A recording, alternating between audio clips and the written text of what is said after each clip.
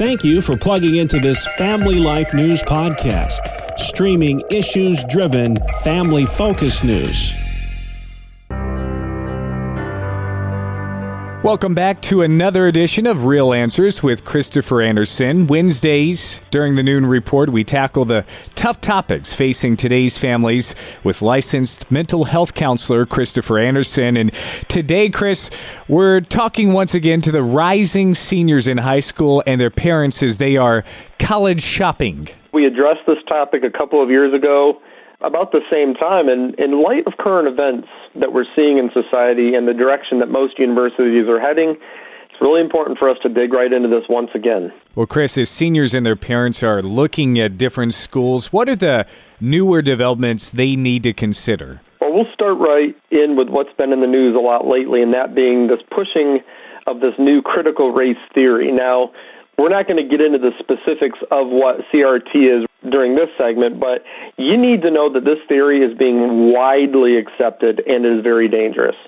If you are interested in knowing more about CRT, I'm going to have a link posted on the Real Answers page of today's segment where you can then click on a great article that's actually published by Hillsdale College in Michigan that will give you a lot of what you need to know about critical race theory. But in essence, CRT is a Marxist philosophy that will actually continue to work to tear down the very freedoms and the checks and balances of our Constitution. So with that said, many universities and colleges are embracing this because of its language and false usage of terms that sound really good, but are actually tools to promote victimization and blame people today for the ills of the past. That's kind of in a nutshell what it's going to do.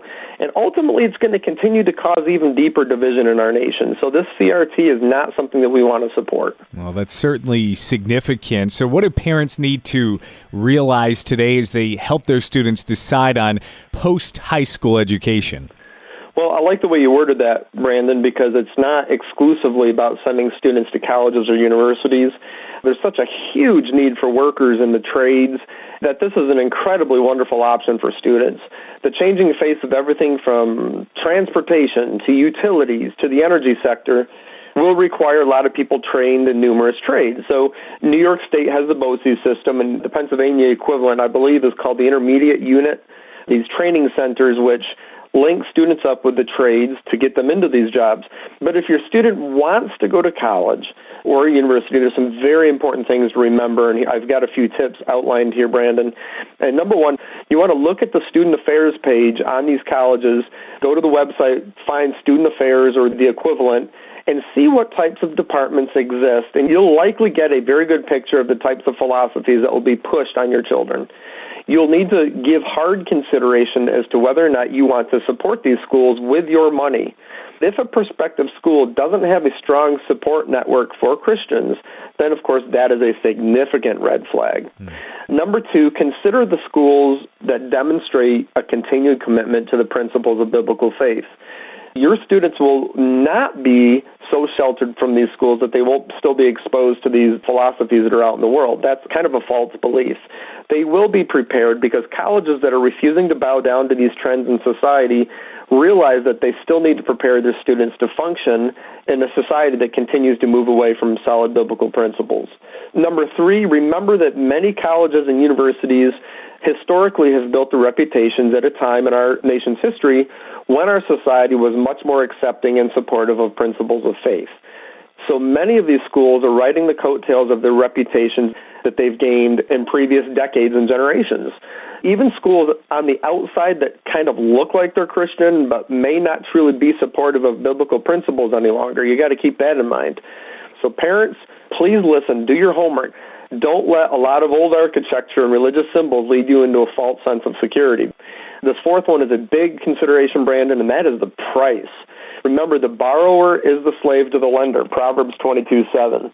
So I've said this before on the segment, look for alternative ways of financing higher education, including serving in the military, not to mention making a career out of the military are attractive options for many.